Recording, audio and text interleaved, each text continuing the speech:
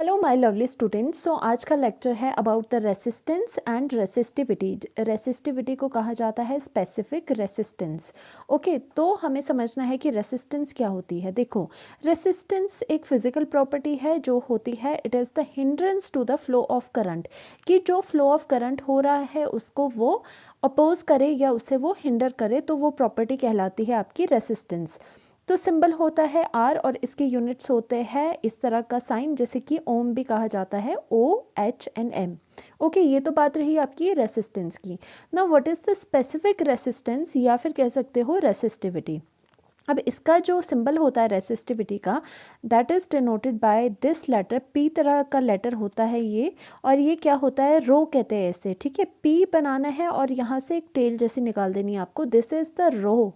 ठीक है, सिंबल रो है ये। एंड स्पेसिफिक रेसिस्टेंस, देखो रेसिस्टेंस में कुछ स्पेशल ऐड करना है तो वो बनेगा स्पेसिफिक रेसिस्टेंस।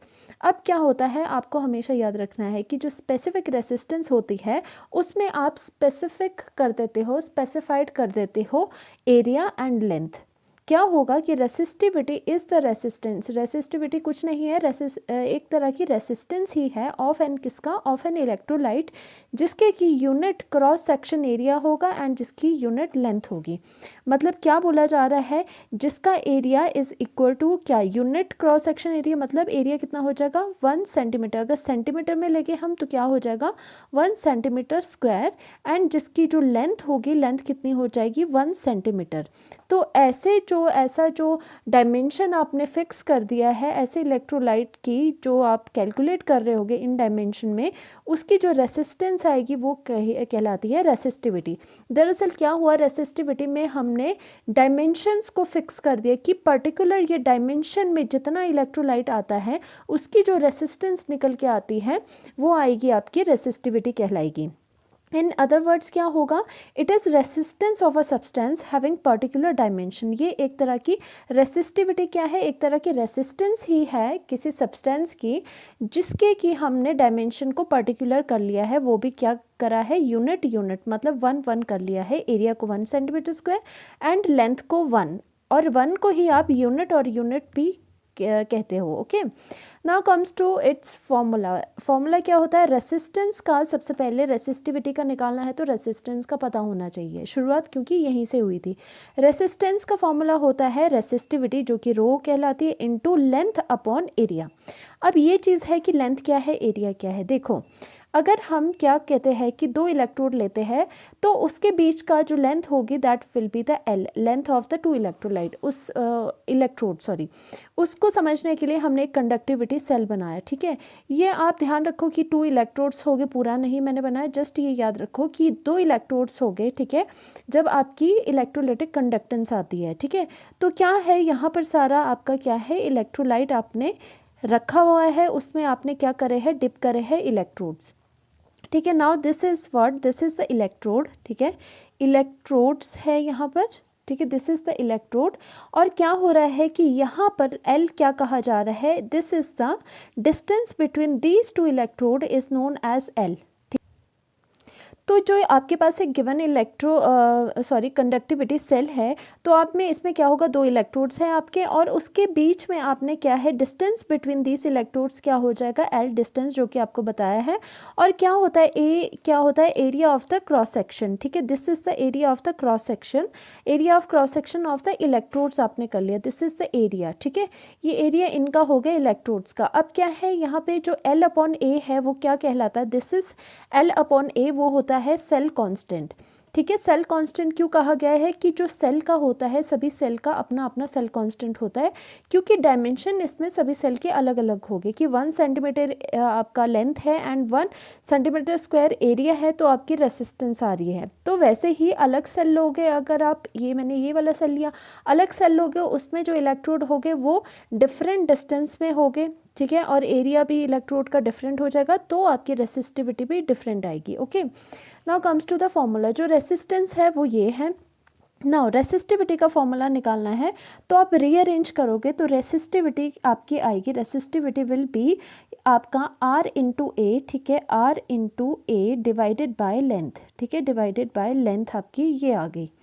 ओके, ये आपकी ये वाली लेंथ आ गई, ये वाला आपका फॉर्मूला हो गया, ठीक है। Now G is the cell constant, G star जो होता है उसको सेल कांस्टेंट से आप रिप्रेजेंट कर सकते हो, ओके। और ये हो गया आपका conductivity cell. Now comes to the units of resistivity, की रेसिस्टिविटी के आपके क्या यूनिट्स होते हैं। नाउ आपको पता है कि रेसिस्टिविटी का फॉर्मूला क्या है। रेसिस्टिविटी का फॉर्मूला यहाँ से देखो, रेसिस्टिविटी के अगर यूनिट्स आपको निकालना है तो रेसिस्टेंस के यूनिट क्या होते हैं, रेसिस्टेंस के यूनिट होते हैं ओम। एरिया क्या होता है, अगर मीटर में निकाल रहे हो मीटर स्क्वायर आ जाएगा, एंड लेंथ भी मीटर में है तो मीटर आ जाएगा, मीटर से मीटर कैंसिल आउट हो जाएगा। रो के जो यूनिट्स आएंगे आपके पास, रो के जो यूनिट्स आएंगे that will be ohm metre, ohm metre आएगा, या फिर आपके ओम सेंटीमीटर आएगा, ठीक है। बेसिकली क्या होता है, जो ये कंडक्टिविटी सेल्स होते हैं उसमें जो भी डायमेंशंस होते हैं वो आपके सेंटीमीटर में होते हैं, बिकॉज क्या होता है कि सेंटीमीटर छोटा यूनिट है, कॉन्सेंट्रेशन सेल्स जो होते हैं वो छोटे होते हैं, इसलिए जो लेंथ होती है वो भी कम होती है, ठीक है। या फिर आप क्या कह सकते हो, इसे ओम को OHM करके भी लिख सकते हो, एंड देन सेंटीमीटर, कुछ भी आप लिख सकते हो। These are the units of resistivity. Now comes to the cell constant, जो कि अभी देखा था हमने, सेल कांस्टेंट का फॉर्मूला था G star is equal to L/A, और वो क्या था कि वो फिक्स रहता था अलग अलग सेल के लिए। नाउ इसके यूनिट्स क्या हो गए, यूनिट देख लो आप। यूनिट में सबसे पहले आप क्या करो, देख रहे हो आप L देख रहे हो। लेंथ क्या होगी, सपोज हमने मीटर में करी तो मीटर अपॉन एरिया क्या हो जाएगा, मीटर स्क्वायर। तो आपकी यहाँ पे यूनिट कितनी आ गई, यूनिट आई मीटर इनवर्स, ठीक है, मीटर इनवर्स आ जाएगी। या फिर अगर सेंटीमीटर में लेना है तो सेंटीमीटर में आपके सेंटीमीटर इनवर्स यूनिट्स होते हैं सेल कांस्टेंट के। एंड नोट इसमें क्या है, नोट इज़ दैट कि जो सेल कांस्टेंट है that remains fixed for a given cell, कि गिवन सेल अगर आपके पास है तो आपका जो ये सेल कांस्टेंट है वो आपका फिक्स रहेगा। तो इसका मतलब न्यूमेरिकल्स में जब भी आपका सेल कांस्टेंट की वैल्यू अगर निकल गई और उसी सेल में कुछ और चीज़ें भी हो रही है तो सेल कांस्टेंट हमेशा क्या होगा, फिक्स रहेगा, ओके, उसमें पुट कर सकते हो आप। दूसरा नोट ये है कि if area of electrodes are, A क्या है, area of the cross section of the electrodes, अगर वो area of electrodes are given different, मान लो 2 इलेक्ट्रोड्स है, दोनों के एरिया डिफरेंट डिफरेंट गिवन है, जो कि बहुत रेयर होता है, ठीक है। मोस्टली क्या होता है, दोनों के एरिया सेम ही होता है तो ए ही उसको लेते हैं। सपोज एक इलेक्ट्रोड का एरिया डिफरेंट है, दूसरे इलेक्ट्रोड का एरिया डिफरेंट है, so take the common area of the electrode, तो एक कॉमन एरिया ले लो। वो कैसे, सपोज एक इलेक्ट्रोड का एरिया है 10 सेंटीमीटर स्क्वायर, दूसरे इलेक्ट्रोड का एरिया है 8 centimetre square, then take common area as 8 centimetre square. So common area आपका क्या लेना है, कॉमन एरिया लेना है 8 सेंटीमीटर स्क्वायर, ठीक है। ये बहुत कम देखने को मिलेगा, यूजुअली क्या होता है सेम ही रहते हैं, इलेक्ट्रोड के एरिया दिए होते हैं आपको। नाउ अकॉर्डिंग टू डेफिनेशन, अब रेसिस्टिविटी का और हम दूसरा जो डेफिनेशन है उस पे आ रहे हैं, ठीक है। अकॉर्डिंग टू द डेफिनेशन आपने अभी तक सीखा रेसिस्टिविटी क्या है, रेसिस्टिविटी जस्ट रेसिस्टेंस ही है, बस हमने क्या है डायमेंशन को स्पेसिफिक कर दिया है। डायमेंशन को क्या किया है, resistance of electrolyte of 1 centimetre square of area, जिसे यूनिट ऑफ एरिया भी कहा जाता है, and 1 centimetre length, unit length भी कह सकते हैं, ठीक है। आपने क्या किया, एरिया एंड लेंथ को स्पेसिफिक कर दिया तो वो रेसिस्टेंस क्या बन गया, रेसिस्टिविटी बन गया। तो एक और चीज़ आ रही है आपकी कि रेसिस्टिविटी हम इस तरह से भी लिखते हैं, अगर आपने एरिया 1 सेंटीमीटर स्क्वायर कर दिया, लेंथ आपने 1 सेंटीमीटर कर दी, तो हम बोल सकते हैं कि हम वॉल्यूम के टर्म में भी इसकी डेफिनेशन बना सकते हैं कि रेसिस्टिविटी रेसिस्टेंस है किसकी, कितने वॉल्यूम की, 1 सेंटीमीटर क्यूब वॉल्यूम की, क्योंकि क्या हो रहा है, एरिया इंटू जब लेंथ करते हो, एरिया इंटू जब आप लेंथ करते हो वो आपको वॉल्यूम देता है। जब ये सेंटीमीटर स्क्वायर है एंड लेंथ आपकी 1 सेंटीमीटर है तो ये मल्टीप्लाई करके 1 सेंटीमीटर क्यूब वॉल्यूम बन गया। तो इसका मतलब रेसिस्टिविटी की सेकंड हमारे पास डेफिनेशन आने वाली है। अभी तक तो आपने यूनिटी करके फर्स्ट डेफिनेशन बनाई, अब हमने क्या किया, एरिया और लेंथ को वॉल्यूम में कन्वर्ट करके दूसरी डेफिनेशन बना दी। सिंपल बात है, ठीक है, पर दोनों ही आपको समझ में आने चाहिए थ्योरेटिकली भी। Now the second definition is resistivity is the resistance of 1 centimeter cube, और आपको पता होना चाहिए इससे 1 सेंटीमीटर क्यूब को 1 cc भी कहते हैं, सेंटीमीटर क्यूब, ओके।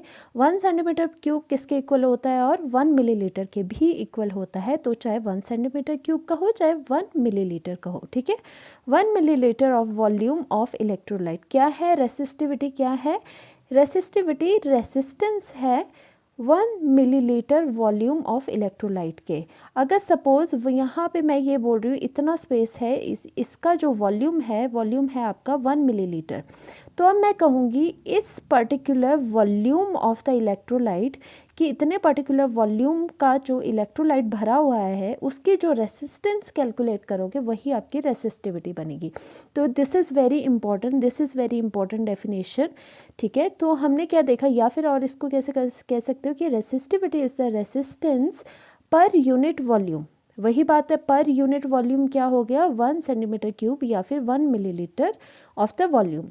अब इससे क्यूब से भी इस तरह से समझाया जाता है समटाइम्स कि आपके पास ये है, एक क्यूब है। सपोज़ क्या कर लो कि जो ये इसकी ये वाली साइड है, एडजेसेंट साइड, बिल्कुल आमने सामने वाली जो आपकी ये क्रॉस करी हुई है, ये सपोज़ करते हैं कि ये एक इलेक्ट्रोड है और ये दूसरा इलेक्ट्रोड है, ठीक है।